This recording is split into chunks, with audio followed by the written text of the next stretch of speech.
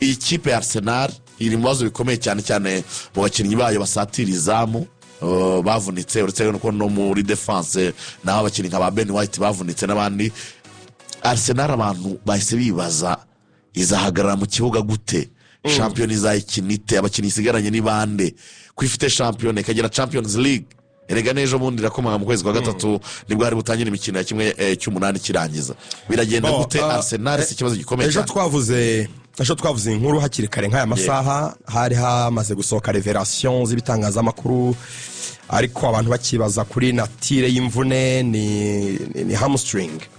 Hamstring no kuvuga ngo ni imikaya nyine iba yipfunditse cyangwa se yacitse. Iyo rero biri ku rwego rwo hejuru hari ubwo bisaba ko ibagwa igateranywa igasimbuzwa. Twavugaga ko tutaramenya uburemere bw'imvune, nibyo niko byari bihagaze, ariko byaje no kuba bibi kurushaho. Amakuru abafana ba Arsenal batekereza ko araza kuba meza, wenda bakabwirwa ko ari imvune yoroheje ahari akaba yasiba, ndavuga Kai Havertz. Umukino wa Leicester bafite kuri King Power kuwa gatandatu, ariko nibura akaba yagaruka vuba. Ariko amakuru yasohotse ejo muri The Athletic na The New York Times, amakuru yatangaje noneho ko biri seri kurushaho, nubwo Arsenal taratanga amakuru ari officiel, ariko batangaje ko hari ubwoba bw'uko sezo ya Kai Havertz yabirangiye. Icyo bivuze nuko nyine yaba ari imvune igeza mu kwezi kwa gatanu ikanarenza, uburyo nibura sezo yarangira atagarutse mu kibuga. Ubwo wari bikomeje ko asanze Bukayo Saka hanze. Bukayo Saka yajyanye n'abandi Dubai, ariko ntaragera ku myitozo ya rusange collective.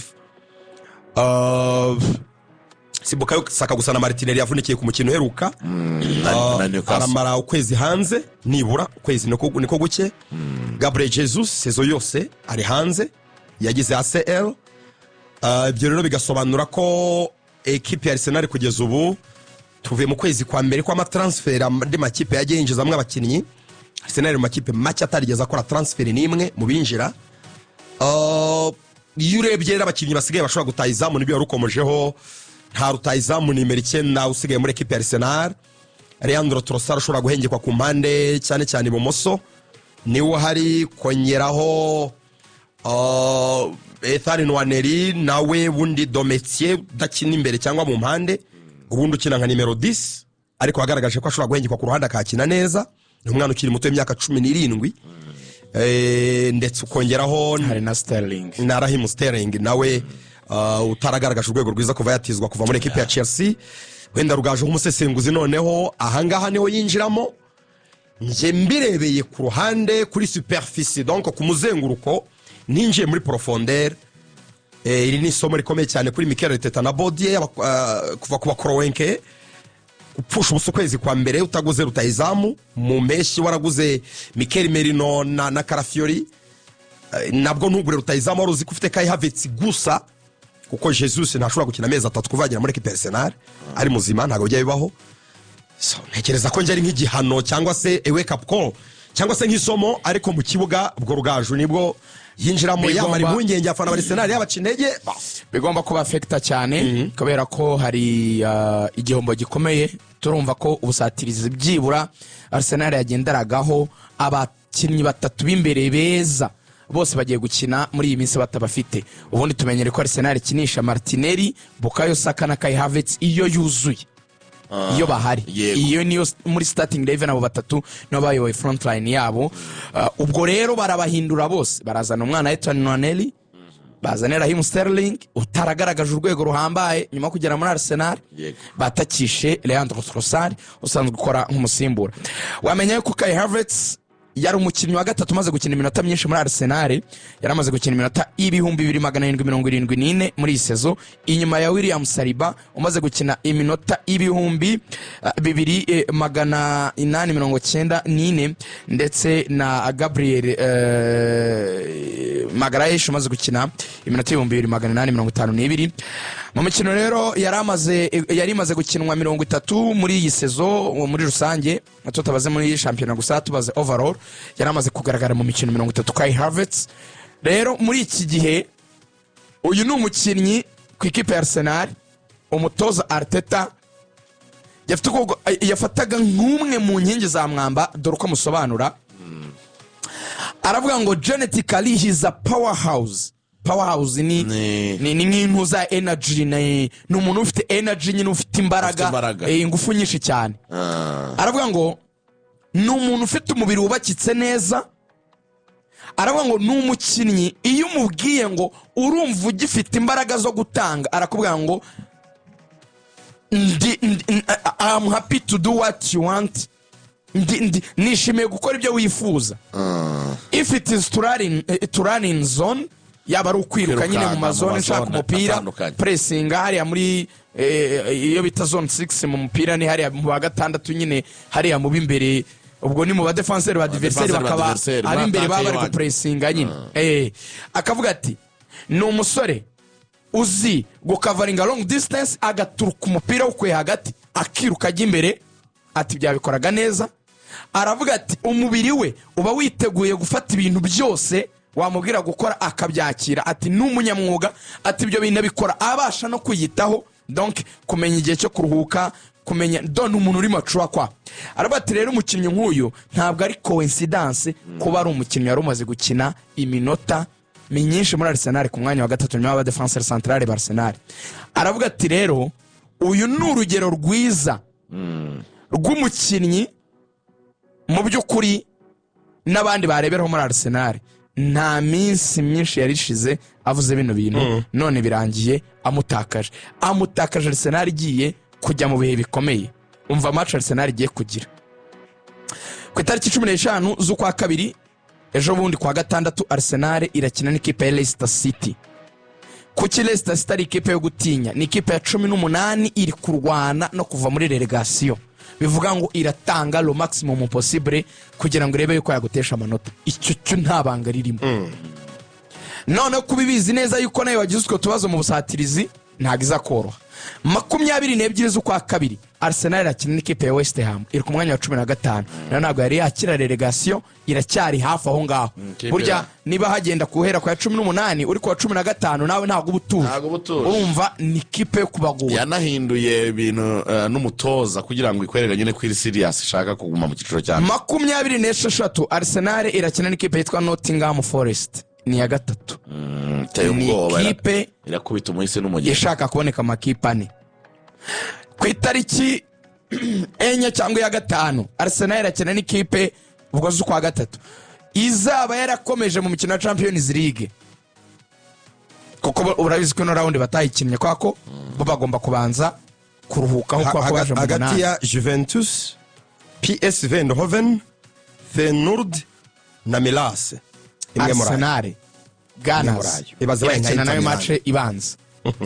Hanyuma iravayo ku itariki 9 z'ukwa gatatu irakina na Manchester United. Yego Man yo murabizi ko itajya orera Arsenal. Muze fixtures ni ndende cyane. Oya ndavuga izo bazamisinga. Nyuma bazahita bakina match ya Champions League ku itariki 11 cya 12, hanyuma ku itariki 16 Arsenal izakina na Chelsea. Oya uzagaruka hafi, reports ziravuga ko uzagaruka hafi ari Martinelli. Wagaruka mu mpera z'ukwezi kwa gatatu, ariko Bukayo ngo biragaragaza ko ashobora kugaruka mu ntangiriro z'ukwezi kwa kane. Martinelli ubwo ni mu mpera z'ukwezi kwa kabiri.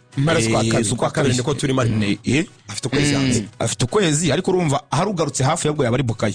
Kuko Bukayo bavuga ko awe azagaruka mu ntangiriro z'ukwa gatatu. Z'ukwa gatatu niyo wagaruka hafi byibura. Mu ntangiriro z'ukwa kane. Hari report imaze gusoma Bukayo bavuga ko ariko aho nemeranya na Lorenzo, sinzi ibitangazamakuru bigira amakuru menshi, kuko nanjye izi fixtures nzibona kuri The Athletic bavuze ngo izi nizo match bazamisinga. Martinelli Bukayo Saka nanjye nasomye za mbere bavuga ko agomba kuzagarura mu kwezi kwa gatatu. Bukayo birashoboka kandi ubwo yatangiye imyitozo, maybe imyitozo, ariko ntarakorana na bagenzi be. Niya myitozo mwabonye kwa mubaze hane nyuma mwitako. Rero iyo babaza umutsi bakawuca, donc uko ugenda witoza ku giti cyawe hari igihe ugira ama setbacks, nibyo bigaragaza igihe uzagarukira. Ntabwo ushaka kubasira ikidashidikanywaho Arsenal ikomeye ni ikibazo gikomeye. Nabonye ubagiye ku mukinnyi ubanza mu kibuga, that is unbelievable. Ikibazo ahubwo nkibona igihe wenda nko Sterling yagira ikibazo akavunika, cyangwa nko Wanire cyangwa Trossard washyiramo ndi, none kubona ikibazo gikomeye cyane, cyangwa imura ba ntuza ba akabigiza imbere ba Odegaard. Ko ntabwo ushaka gukinisha abakinnyi batatu ngo baze gusoza iminota 90 udakozemo amaramplacement kugira ngo ushyiremo izindi mbaraga uzazajya ashyiramo ntabwo Sterling yakina iminota 90 ntabwo yakina ikintu coach akora muri iyo match se icyo uhindura rero nicyo bita ama approach no kuvuga ngo icyo bariye gukina back 3 hari ibintu bishoboka hari ugukina uko ushaka guhita ufata uyu musore yitwa Kerantini agakina ku ruhande kuko ajya bikina rwose akina satire bakinnye nka back 3 ni ibintu bazi gukina cyane akina satire cyakazana mu Zinchenko ikindi na Zinchenko ariko hari ubundi buryo bushoboka ushaka gukora Ruben Amorim ushaka gukora Nwaneri agakinana n'aka gapeti nako n'uyu mugabo mukuru Trossard akagapeti gakinana na Trossard imbere nk'abataka none ugakinisha mediateri bane none ugafata ugahita ufata Thomas Partey ugatumishyiraho Jorginho ugatishyiraho kapiteni Odegaard ugatishyiraho n'uyu muremure Merino kuko Merino agasa n'uhengetse gatoya wenda na ninde wundi wakwihengeka gatoya niba ari kapiteni njyewe Sterling namubonye ku rwego rubi ko ari ku rwego rubi gacungira kuri set pieces nacunze kuri njye natekereje back 3 Arsenal iramusikinye back 3 kuko Sterling ndamara nk'umuntu ntizera ko nashobora kuvunika anytime nta fitness cyangwa se ukamusimbuza iyo kipe uko ibihagaze atarimo burya niyo kipe bishoboka cyane so nabaze back 3 ufashe uwo bita Carafiori nko mu Butaliyani akina muri defense axe central ukamutereka muri back 3 yagahengamira ibumoso Gabriel agahengamira Gabriel akaba ari center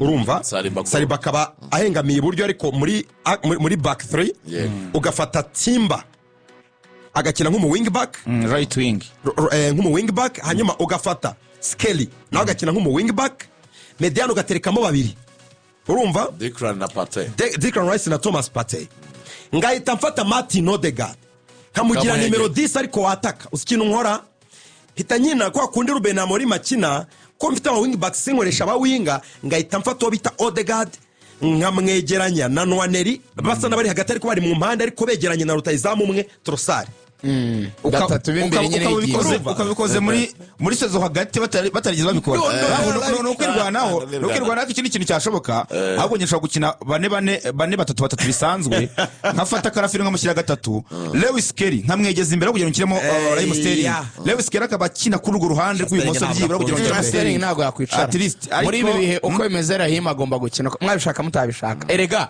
mu bintu buriya abatoza kwizigira batajya bakunda gukora iyo yagumye muri system avugaga nyine ya 4-3-3 yayigumyemo ariko ndavuga atahinduye nko Renzo yarabivuze nango ama profile y'abakinnyi ni ikintu abatoza bubaha cyane niba umuntu ari umuwinga akaba ari muzima atarwaye ashaka ko atari muri forme cyane ndamwizera kuko ni Donatille ntiwabwira umuntu ngo nashyizemo Lewis Skelly nicaza Raheem nde gushaka igitego kandi Raheem ari umukinnyi w'umuwinga nazanye mu defenseur wabanza ukamwizera undi mugenzi bikazanga nyuma wamaze kumwizera